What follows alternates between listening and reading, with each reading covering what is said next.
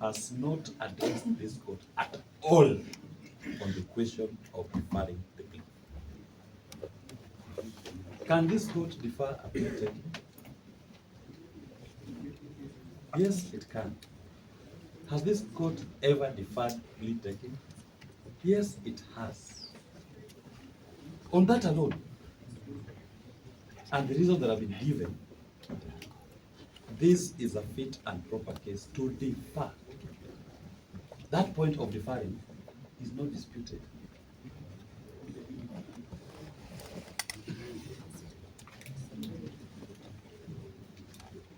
The learned friend, Mr. JV, has submitted extensively on how this court lacks the jurisdiction to enforce fundamental rights.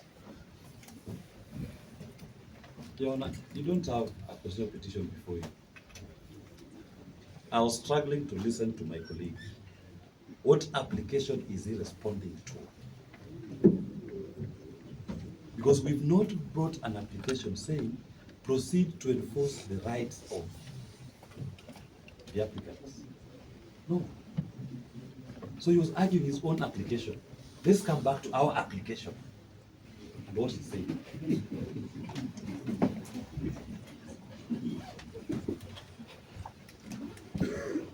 We were telling the court that before the High Court, the questions of violations of rights is alive.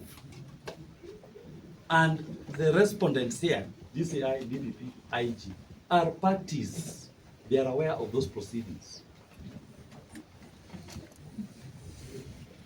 Mr. Sonia says, be careful of one-sided story. They have not even given their story at the High Court. They were told to file their responses.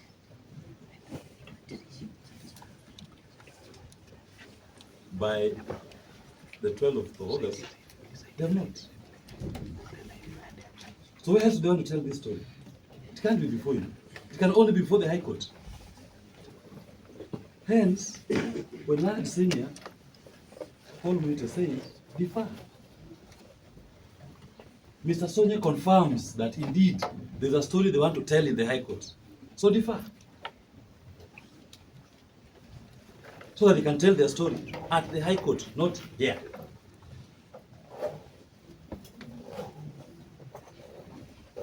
And this court may not have the jurisdiction to enforce fundamental rights.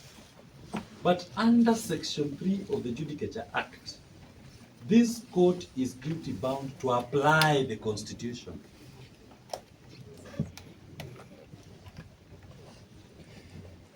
You should not be rigmaroled into a point to think that the Bill of Rights, Chapter 4 of our Constitution, is strange to this court. No, it's not. This court applies rights every day. Even the very fact that Your Honor has sat all these hours listening to us, you are enforcing our right to a fair hearing. You are applying our right to be heard under Article 50 of the Constitution. You apply the rights every day. That is correct, my lord.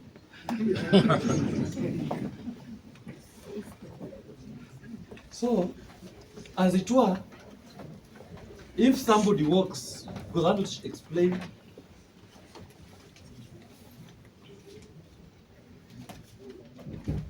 and demonstrate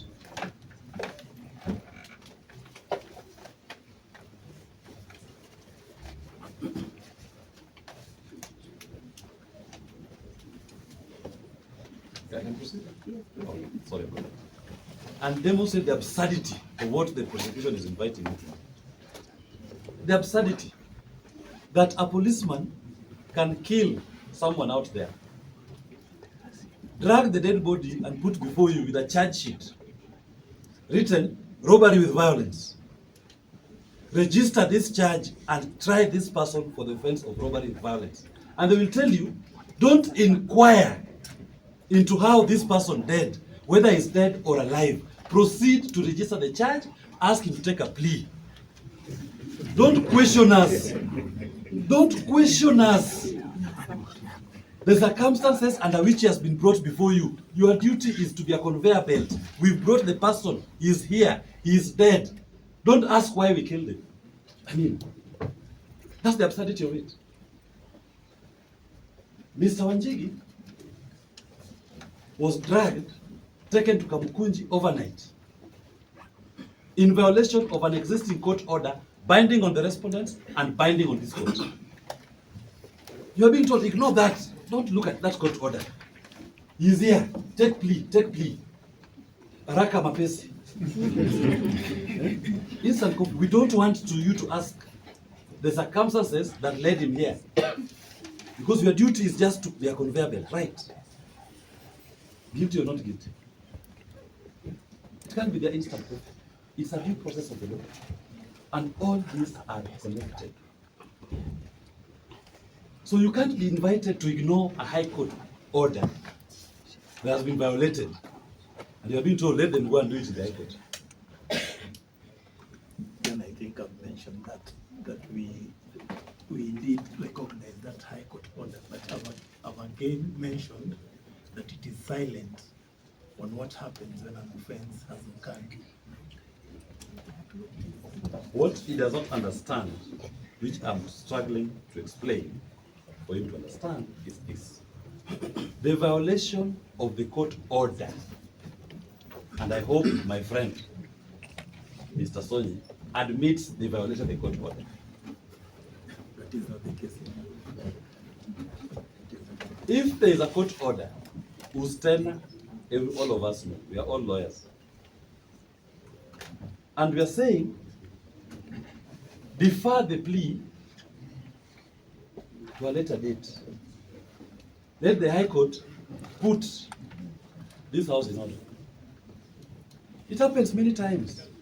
I've come before this court to defer pleas for somebody who just missed a bus from Alego to Nairobi. And the court accommodates.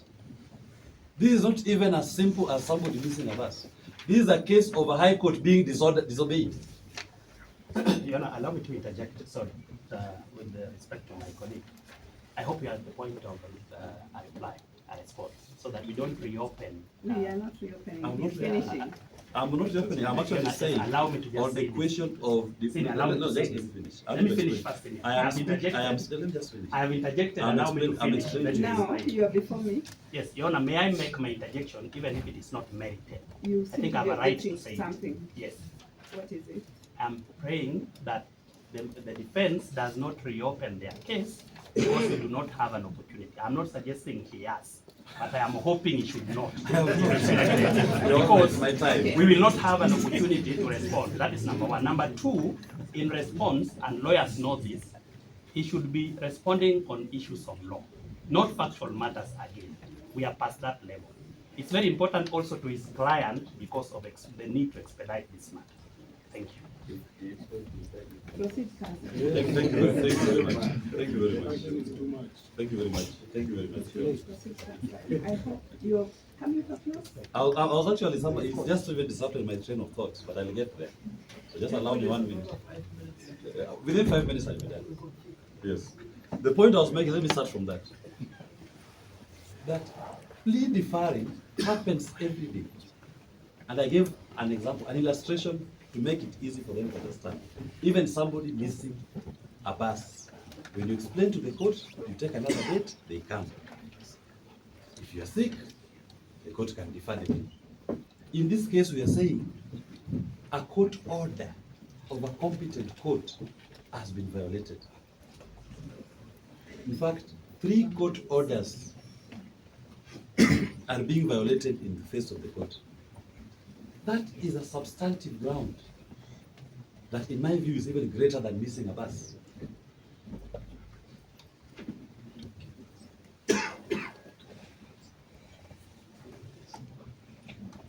And that will give applicants an opportunity to raise and canvass those violations of court orders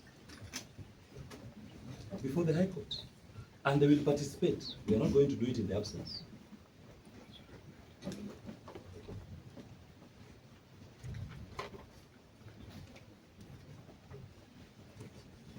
Your Honor,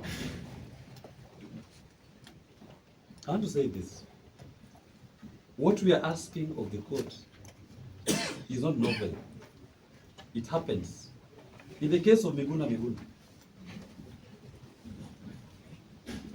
similar issues arose where the High Court had given at one point no less than 5 orders which the DCI, the DPP, and the IG were ignoring.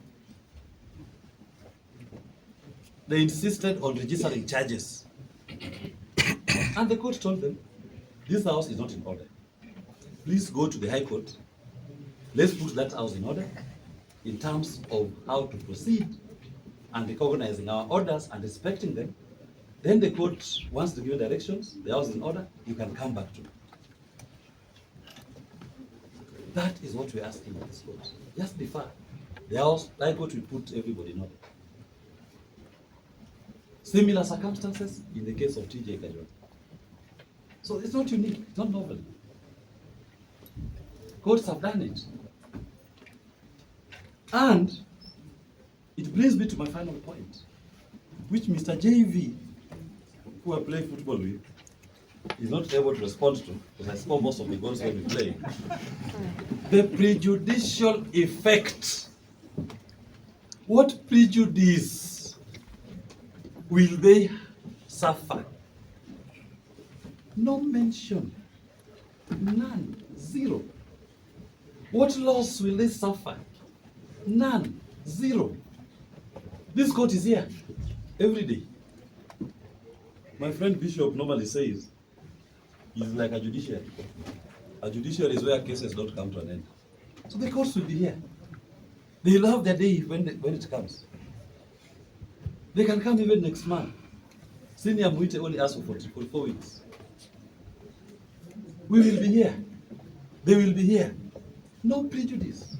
But to subject a party whose rights has been violated, a party who has been dragged before you in disobedience of court orders to proceed in an exercise that does not give him an opportunity to get redress at the court whose orders are being violated, is prejudicial.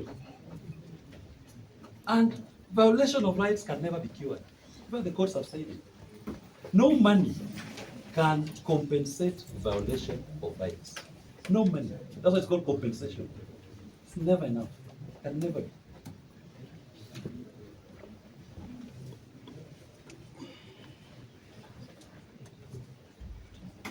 So the final point, Your Honor, is that as we retire to consider the ruling, I reiterate my plea to this court that the orders of the High Court stopping the arrest, detention, and commanding the forthwith release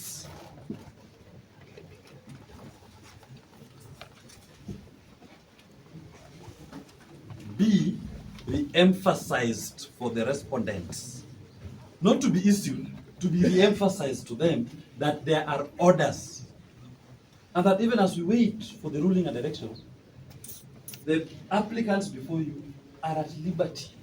They are enjoying those orders. They should stop interfering.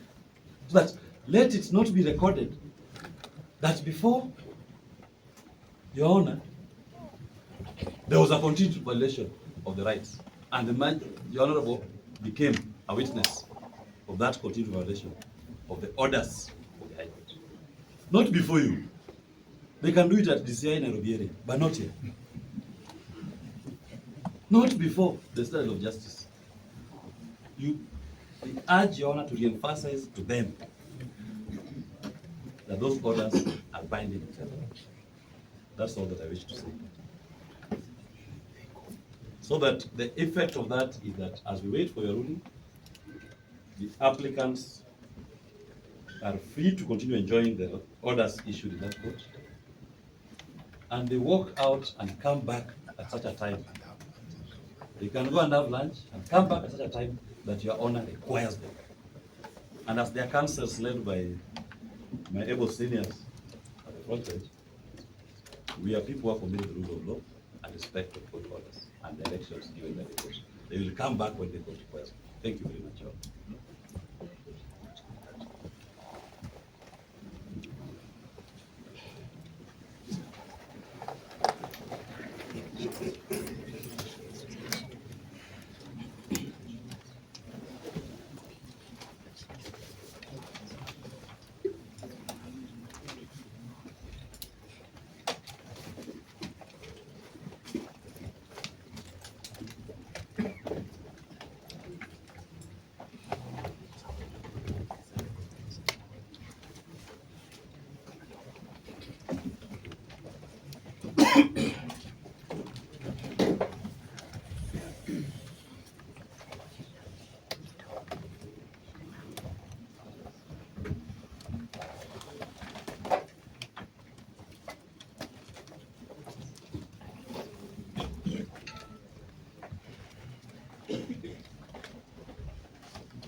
On 12. 12 of September. Yes. Yes. This is a matter of great public interest and touching on fundamental freedoms, such that pending ruling and given that the offense is bailable, each to sign on bond of 10 million to appear for the ruling. And if there are any passports, be deposited in court. Second accused to receive treatment, whatever the case.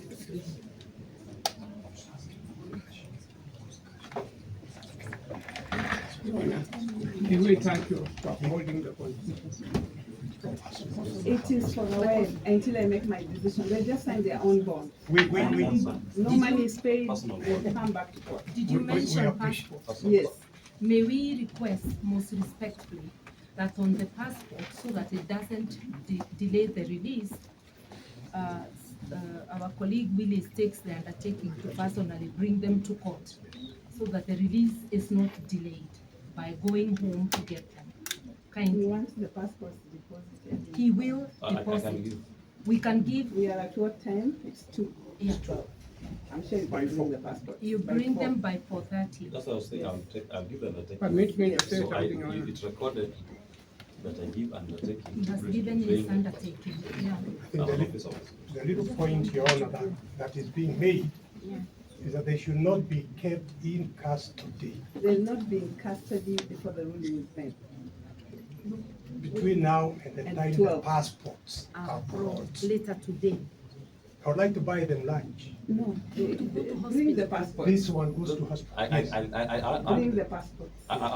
Your Honor, may I say something about passports?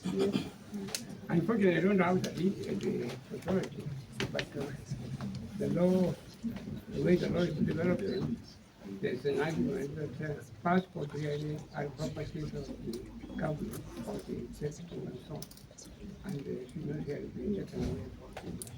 No, this is our offense which is bailable. I could have detained them until I make their decision. But I'm taking into consideration because we've been sitting here. You can see the public interest. I see, Your Honor. Yes.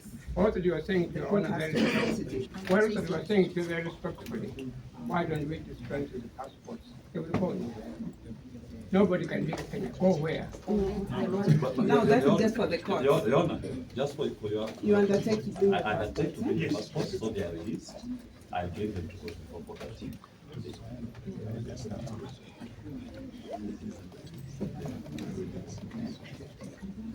That is before 4 p.m. And Your Honor, on behalf of the bar, including the ODPP, we appreciate the patience with which this court has listened to it. I thank you. Come back for the court's decision on whether we are deferring that plea for 4 weeks Yes, it is. or whatever request you made. Let's make that decision that time. Yes, it But is. for today, let's put everything on hold. They are back to, just to remind them that they are still subject to the courts. We will do that. We thank you, Your Honor. The most right.